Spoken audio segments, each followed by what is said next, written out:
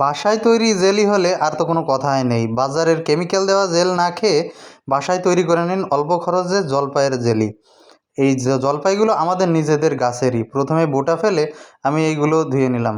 এরপর 15 মিনিট সিদ্ধ করে আমি ছাঁকনি দিয়ে পানিটা ছেঁকে নিলাম। দাঁড়ান দাঁড়ান, এবার এই পানিটা কিন্তু ফেলবেন না, এই পানিরই এবার কাজ। এই পানিটা এবার আমি জাল করে নেব চিনি দিয়ে। চিনি দিয়ে সুন্দর করে জাল করে নিয়ে এটাই হবে আপনাদের জেলি। চিনি আর স্বাদ মতো লবণ দিয়ে এটা আমি জাল করে নেব। আর কেটে নিয়েছি কিছু টুকরা লেবু। এই লেবুটা দিলে এর ঘ্রাণটা এত সুন্দর হবে যা কল্পনাও করা যায় না। এই লেবুগুলোও কিন্তু আমাদের গাছের। লেবুটা চিপে রস করে নিয়ে জাল করা ওই পানির ভিতরে দিয়ে দিতে হবে লেবুর জুসটা। এই যে আমি আস্তে আস্তে দিয়ে দিচ্ছি, এটা জমতে সাহায্য করবে এবং এর ফ্লেভারটা অনেক বৃদ্ধি করবে। লেবুর জুসটা দেওয়ার পর কিছুক্ষণ নাড়াচাড়া করতে হবে যাতে আস্তে আস্তে এটা ঘন ভাব চলে আসে। আপনারা কে কোথা থেকে দেখছেন এটা আমাকে জানাবেন এবং বাসায় অবশ্যই ট্রাই করবেন। কিছুক্ষণ জাল করার পর এবার আমি এটা বয়মে ঢেলে নেব।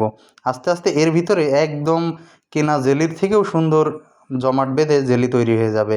এটা আপনারা বাসায় ব্রেড, রুটি, টোস্ট ইত্যাদির সাথে খেতে পারবেন। আর বাচ্চাদের জন্য এটা খুবই স্বাস্থ্যসম্মত এবং খুবই মজাদার।